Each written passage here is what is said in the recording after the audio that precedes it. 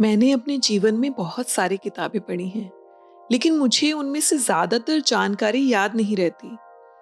तो फिर इतनी किताबें पढ़ने का क्या फायदा? एक दिन एक छात्र ने अपने प्रोफेसर से यही सवाल पूछा। प्रोफेसर उस दिन चुप रहे और कोई जवाब नहीं दिया। कुछ दिनों बाद छात्र और प्रोफेसर नदी के किनारे मिले।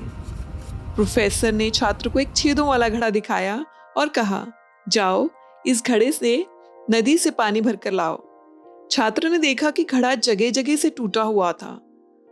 उसे ये काम बेकार लगा, क्योंकि ऐसे घड़े में पानी भरना नामुमकिन था। लेकिन वे प्रोफेसर की बात नहीं टाल सकता था, इसलिए उसने टूटा हुआ घड़ा उठाया और नदी की ओर दौड़ पड़ा। उसने घड़े में पानी भरा और वापस लौटने लगा, लेकिन कुछ कदम चलते ही सारा पानी छेदों से बाहर निकलकर जमीन पर गिर गया।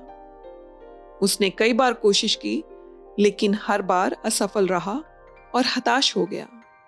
आखिरकार वह प्रोफेसर के पास वापस आया और बोला, मैं असफल हो गया, इस घड़े में पानी नहीं ला सका। मेरे लिए यह असंभव है, कृपया मुझे क्षमा करें। प्रोफेसर मुस्कुराए और बोले, तुम असफल नहीं हुए, घड़े को देखो, अब ये कितना साफ हो गया है। जब तुमने इसे पानी में डुबोया तो हर बार पानी के साथ इसकी गंदगी भी बाहर निकल गई। यही तुम्हारे साथ भी होता है। जब तुम कोई किताब पढ़ते हो तो तुम्हारा मन भी इसी घड़े की तरह होता है और किताब की जानकारी पानी के समान होती है।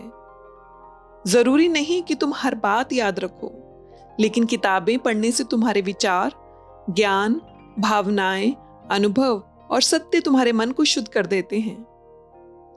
हर बार जब तुम कोई किताब पढ़ते हो तो तुम्हारे भीतर एक आध्यात्मिक परिवर्तन होता है और तुम एक नए इंसान के रूप में जन्म लेते हो। यही तो किताबें पढ़ने का असली उद्देश्य है।